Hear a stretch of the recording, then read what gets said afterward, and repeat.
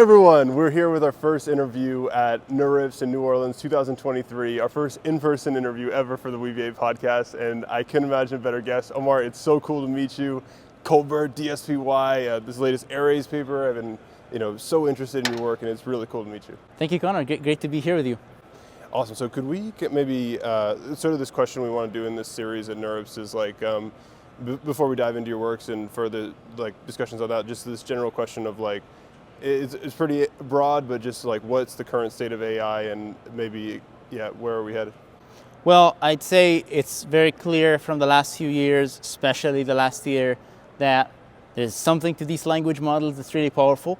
And I'd say that the mainstream has been, and it remains, that these language models are becoming increasingly these powerful, hopefully reliable, user-facing systems. And I don't believe that's the case. I believe that they are becoming these really powerful abstract text generation devices that can be used to build much more powerful programs much more easily than we could do before. So they're these programming tools that could be really empowering, but they're not reliable systems. And so all of the challenges that we see currently on what's called hallucination, reasoning issues, inability to follow strict rules, to use tools, and issues around reliability in general. I think the real fix here is not going to come from better RL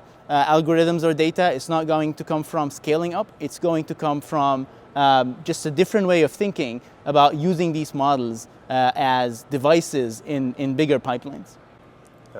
Fascinating. So I've been trying, I think with DSPy, it's the perfect example of using these models as devices and pipelines. And I think I first started to understand DSPy when you gave a talk in Jerry's Llama Index webinar, and this idea of compiling a program. I thought that stood out to me very strongly. And then reading your paper, Arrays, on using LLMs to evaluate RAG pipelines, it had this I think I'm starting to understand this, when can you use zero shot, when do you need few shot examples, and then when do you need fine tuning?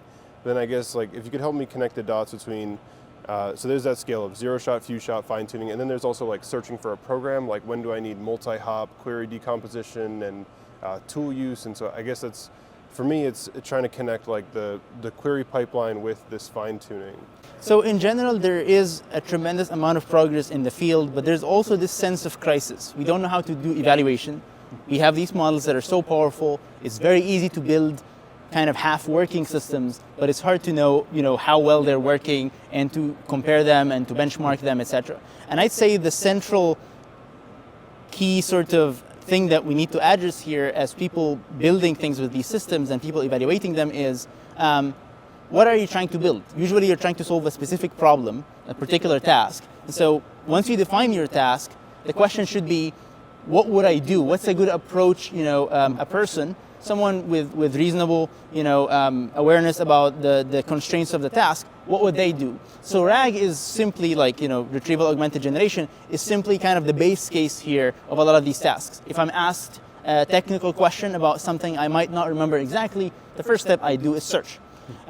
Quite a lot of other tasks need more of a research sort of mindset where you need to look for information, read it, summarize it, potentially follow new links, browse a bit, gather all that stuff before you commit to an answer. Other things require you to use tools, etc. So if you start thinking of the language model as this device that's connecting all of these pieces, and you are in charge as someone expressing well-defined programs as opposed to coercing a statistical model through kind of prompt gestures, a lot of these issues become a lot more actionable and in an iterative way as well. So you brought up the point of few shot, zero shot, chain of thought, retrieval, multi-hop, etc. What's nice about DSPy is it just very concretely takes the stuff that I'm saying now and gives you a particular framework to think about your problem your way. So it just sort of lays down a bunch of modules. The key philosophy here is that the way we want to use language models is very similar to the way we started, like the way the field sort of reached a consensus around how to build neural networks.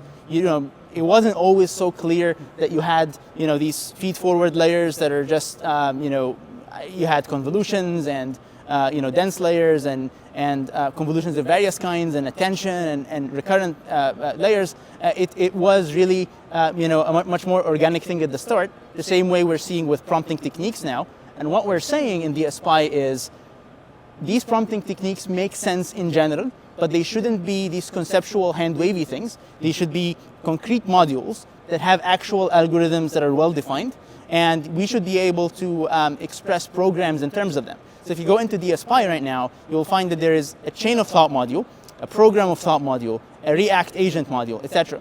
And when you're using one of these, you say like, my task requires a chain of thought that takes questions and generates search queries, or takes a long document and gives me a summary. And you can apply these interchangeably with any of the modules that are there, declare your modules, and then start connecting them into a larger pipeline, the way you would normally code by calling them as functions, just the same way as you would program in PyTorch if you have built neural networks in that before.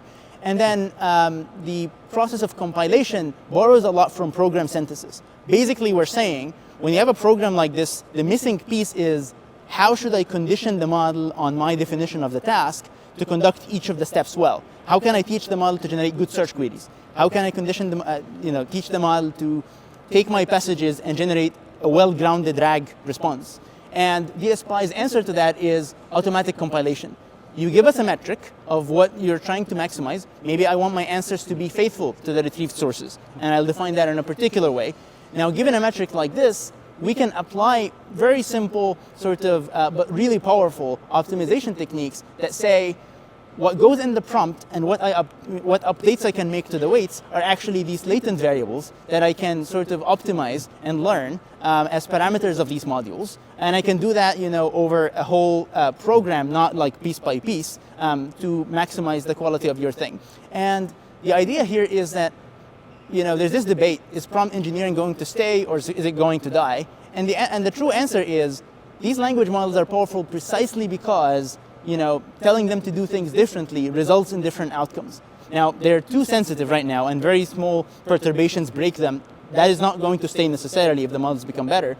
But the idea that expressing your constraints better and asking the model to solve tasks in a better broken down way will lead to higher quality is here to stay. And what we're saying is, as long as you can take care of the program structure, of the problem decomposition, we can almost always find very simple automatically generated prompts and demonstrations that make sure these pieces work well together. And what's really powerful about this is that, as opposed to a high quality prompt for a particular model which breaks when they update the language model, this stuff is language model adaptive.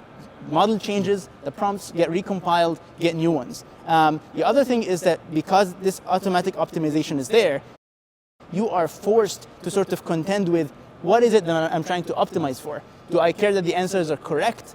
Like, what does correct mean? Does it mean it's complete? Do I care about recall, or do I care about precision? Do I care about, that the citations are faithful? What does that mean for me? And that just generally, in my experience working with people, leads to much better systems, because people are, sitting down and defining what they actually care about. And the third thing, which is really important, is your costs can be cut dramatically. People hear me saying there's all this multi-hop and all these stages, and they think my bill is going to be 4 or 5 times bigger. But the truth is, and I have we have a lot of results of this sort, where you can actually take something like this and compile it into a much smaller model, potentially through fine-tuning. It's the same code, you're just asking a different compiler strategy to be activated. And because the model is so much smaller, you could run it on a CPU, let alone things like paying for GPT-4 or whatnot. So in general, it's a holistic paradigm, and we kind of are actively adding pieces here and there We hope to release a bunch of really cool stuff very soon. I say release between quotes because a lot of them are actually merged. We just haven't announced them yet. So like if you're actively using there might be features you're using that are not technically, not technically announced yet. Yeah. Well, first of all, amazing overview of it all, and I guess there's so much to pick apart of that, but I kind of want to just drill into this idea of so to me it sounds like the analog is with neural network architectures we used to be like do I put 4 layers of convolution, 8 layers of convolution, where do I put my bottleneck to compress it, and this kind of design. And now we're stepping into this new design space of like, do I need a query rewriter, do I need a multi-hop? And so we're searching through those building blocks of like SQL router, like just all these components. Yes. And then once you find the pipeline, you could kind of copy the input outputs to fine tune it to a smaller model. Well, you could in principle explore like fine tuning the pipeline into a model. In my experience, and that's something I hold strongly, a lot of the decomposition is very essential. Like you're never going to, in the general case, distill retrieval plus GPT-4 into one model because that model does not know whatever the retriever is going to do. But you can compile the individual pieces into much smaller model calls that are highly specialized. So the program structure is here to stay, although some parts might be fused. Again, more analogies to neural networks there. You brought up a really key point though. A lot of this ends up being, what is the right program structure? What are the right modules that I want to use? And there was a period in neural network design where it was all the rage, like you would propose a new architecture that has like 2 extra layers that do something different. And some of that was real progress, other was maybe not as real. And I suspect that there's a period where this is going to be completely essential. We have to go through it because we need to discover the right modular pieces. But I think eventually, like what happened with transformers, someone is going to, or like a group of researchers over time is going to converge towards some general architecture, an agent, if you will, that can sort of be compiled on broad data, kind of like a foundation language model or a foundation, program.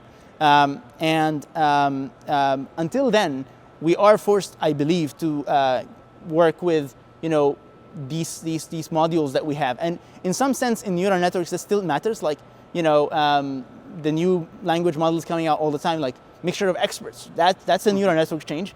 People are tweaking activation functions to this day, and it still matters. And so the level of abstraction is just rising to this. What is key that it is not the focus is when we build these neural networks, you should never find discussions of like what should the weight of the 5th parameter in the 3rd MLP be. Should it be a large number or a small number? And similarly here, the conversation shouldn't be like, did I ask the model to think step by step, or did I ask the model to take a deep breath? These should be automatic decisions. And the optimization literature in general has more than enough to start building things in this space. There have been some really cool papers coming out recently that actually look at this from a more sort of continuous optimization standpoint. But even in just discrete optimizations, work like STAR from Eric Zelikman et al. At Stanford, really powerful sort of simple paradigms for optimizing things like that. And DSPy has a lot of these optimizers built in for instructions, for fine-tuning, for bootstrapping demonstrations, for very complex programs. And I think this paradigm is here to stay. So I've read this paper, Prompt Breeder, where it's like you evolve discrete prompts, and so I guess this search, like the take a deep breath thing, is such like a how would you search for like who or what is it where it's like if you solve this is very important to my career, I'll give you $100 if you solve it, and now it's like MMLU benchmark +5. So the take a deep breath one is actually a good example in the sense that paper discovered this through automatic optimization. They didn't like write it down. Maybe my career depends on it is more of a manual one. I think these are actually I find these interesting in their own right from a sense of understanding these models and learning about what matters to them, what affects them, so that we can later automatically optimize it. I'm in no way opposed to like research that's trying to, or research or just like exploration that tries to understand them better. I'm saying that when you're trying to build something with it though, that shouldn't be your approach. like, that's a cool exploration. That's like you're poking it and seeing what happens. That's fun and also very insightful. It's not how we want to be building systems. So in terms of prompt breeder, language models that optimizers, really cool papers have been coming out sort of in a more discrete side of things like these. In general, what DSPy sort of serves as is these papers, as awesome as they are, they take the view of the language model as a system. So you have one prompt and you want to get like the really high quality sort of prefix before the model starts generating things so that the output is really good on a particular task. In DSPy, language model is just a device. There's a program in Python or whatever that's actually being executed in a well-defined way, and it just makes calls as needed to the language model to implement specific steps, what we call signatures in the program. And how do you sort of nest or compose these optimizations when you have multiple layers like these is key. Progress on optimizing individual bits and pieces like prompt breeder or language models that optimizers have been really effective. One of the things we built recently was actually based on language models as optimizers. I think it's called OPRO, right? So we have built things based on that. In general, Bayesian optimization is an avenue for this. People also look at like a lot of other angles of optimization. Much broader than this. Reinforcement learning has a place here for sure.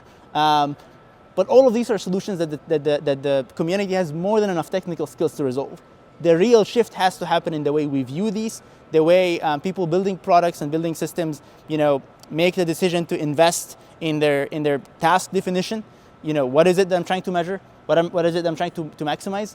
And we can't forever keep saying evaluation is hard, it's hopeless. Well, if you look at the language model as this generalist that should do everything, yes, I don't know how to evaluate that. But you're not deploying that. You're deploying, an email assistant, or you're deploying a code assistant. Even if you're deploying ChatGPT, there's still a list of things that people actually use it for in practice, like generating code for this, or checking sources for that, or whatever it is. And you can start treating these as metrics or unit tests that you want to pass. Maybe that's what OpenAI is doing internally. But also in a sense where you're focused on program structure, task decomposition, where the language models do what they're really good at, which is transform text in a way that fits these contexts and these signatures, as opposed to this all-knowing monolithic architecture. Well, I already feel like my trip to New Orleans was worth it because I got the way that you connected that and brought the signatures thing. I think I have such a better sense. Like you have this query rewriter, then maybe you multi-hop, and then maybe you retrieve, and it's like how to search. And each module has a signature, and then you optimize the discrete, like take a deep breath, like something like that in each part of it. And yeah, that's really, and so I guess this kind of, I think our conversation is naturally going to like, you have a specific thing that you want to do, so you compile your program to your specific thing. But I'm also curious about like an LLM specialized for text to SQL, right? That's like one of the most common specialized LLMs we're seeing. Does that one, can we just have one text to SQL model, or do you think like it should be customized to your schema? And then would that concept generalize to like, a multi-hop, like would we have it's kind of like areas in the LLM for evaluation, like can we just have one LLM that has a prompt like based on the query, are the search results relevant, search results, please give a score on 1 to 5, or does it have to like be customized to a domain? So my philosophy is, X is all you need. My philosophy is use all of what you need, like don't unnecessarily constrain yourself.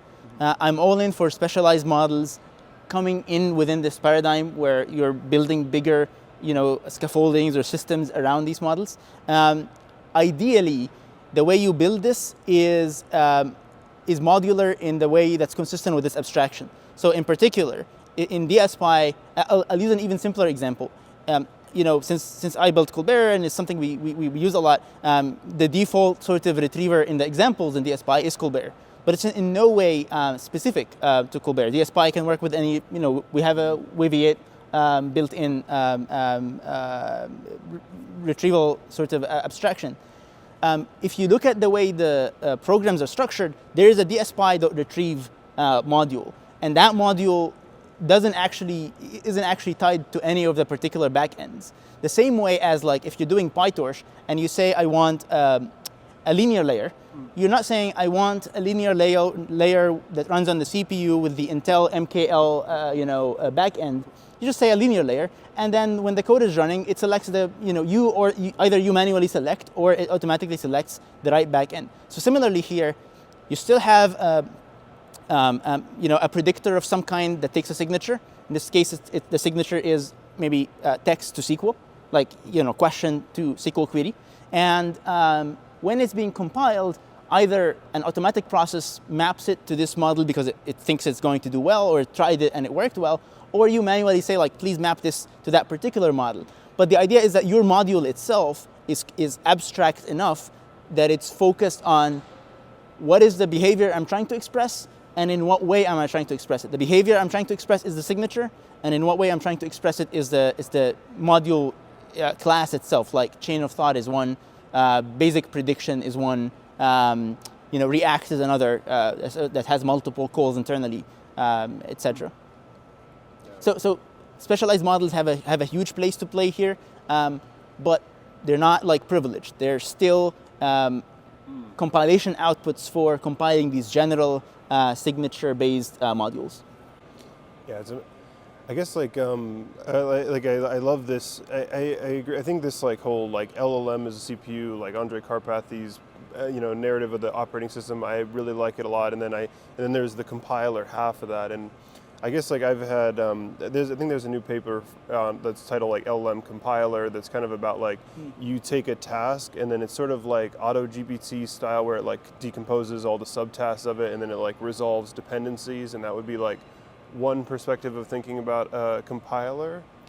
This is a more traditional use of the word compiler, where I believe their goal is to it's a compiler from a systems standpoint to make things more efficient, to find paths that could be eliminated. This is very important, and I think it's increasingly going to become essential as the programs themselves start to have a lot of branches and a lot of complexity. This is not the main use of the word compiler that we've been using for all of this year for 2023, where it's really more of a program synthesis standpoint.